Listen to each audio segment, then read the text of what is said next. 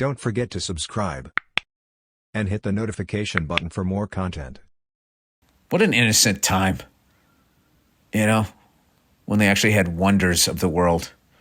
Like, I wonder how this happened. You know, now there's just answers. There's always some douche that's got to be standing there giving you all the fucking answers. Look at this. Look at the Grand Canyon. This is one of the wonders of the world. Actually, it was created by during the Ice Age. Shut up. Can't you just let me be stupid? Underrated. Not knowing shit. Right? Just fucking sitting there, drinking a Slurpee, eating something that's leading you to a fucking heart attack. There really is something to be said about staying dumb. You know? You always think you got the answers. Everything's easy. Like, it's got to be really difficult to be fucking, like, smart, you know, like a scientist, right? First of all, now you're going to get signed on by some fucking corporation. You sign, like, the studio deals, like actors back in the day in the 40s and 50s. You sign on and they're going to get credit. They get credit. And they own everything that you fucking create. You know, and you sell your soul, right?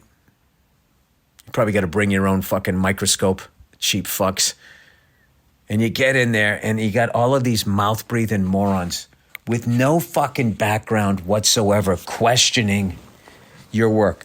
Like, let's take Elon Tesla there, right? He's making the fucking cars that drive themselves. Now, I don't know why he's doing that.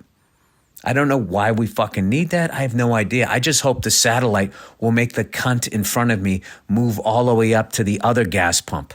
Oh, no, we won't even be at gas pumps. To the other charger? Is that what it's going to be? When they were talking about self-driving cars, like morons were posting pictures of train tracks.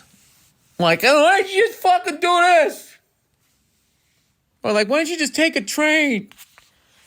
People who don't take trains were saying, we already have these things. They're called trains. People who didn't design a train. People who, like, the train already exists, and if everybody who was involved in training died. You ever think about that? If all of these people that run all of this shit, if they all fucking died, none of us would know how to get it going again.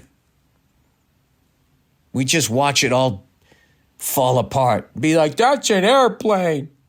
That knows how to fly if you know how to do it.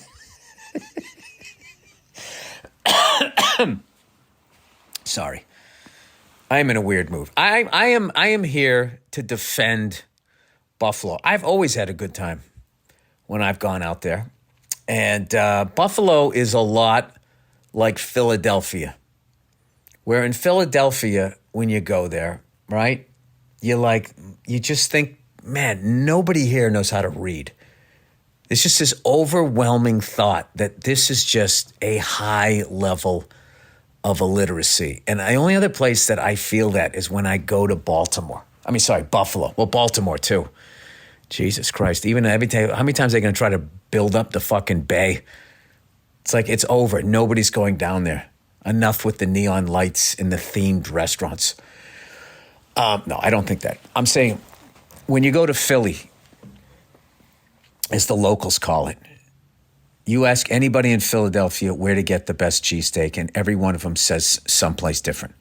You go to Buffalo, you ask them, where should I go? Should I go to Duffy's or should I go to that other fucking Anchor Bar?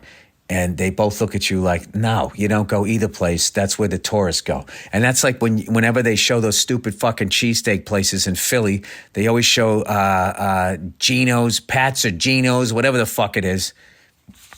I guess all of those are like the Times Square of both of those cities. Like, you don't go there. And you know what's funny about all of that shit is it's not, if you don't live there, it's not really that good. You know what I mean? It's like poor qualities of meat. It gives you a fucking heart attack. You can't fucking move after you eat it. There's really no reason past a certain age to eat it unless you grew up there, because you have that child sense memory. Like the amount of shit food in Boston that every time I go back and eat and immediately wish that I didn't, but while I'm eating it, like I go back to being 6, 7, 8 years old, right? Not a care in the fucking world. Not a care in the fucking world. No debt, no fucking problems. Just sitting there at McDonald's eating a fucking cheeseburger, wherever the fuck we used to go. You know? And all you're doing is just going back to, oh my God, I was young, I had a full head of hair, I didn't have somebody bitching at me, I had no fucking deadline, and the food reminds you of how free you were before you got sucked into the matrix. So then what happens is tourist comes to your town, like Boston, and I tell these people, hey, you know where you gotta go? You gotta go here to get this. It's fucking amazing. And then my friends always go there. I'm like, oh, you like it? And they're always like, yeah, it was all right. Bread was a little, bread wasn't that great. I'm like, what are you talking about? You start getting all upset. Like I saw two comedians on a podcast arguing about what was better, a cheesesteak or a steak and cheese. And I'm from Massachusetts, so I'm like, without a doubt, it's a steak and cheese. But at the end of the day, nobody from Philly or Massachusetts could tell you what part of the cow that meat is coming from.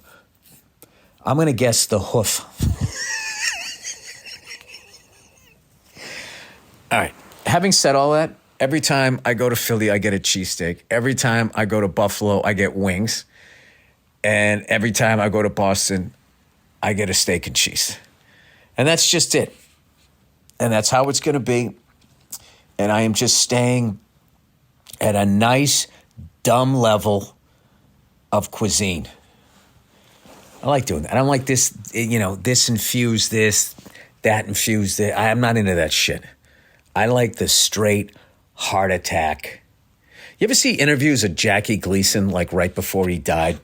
The guy's literally sitting there. He's got like a highball glass with some sort of booze in it, and he's smoking a fucking cigarette. And you're looking at him like, this guy is going to drop at any second.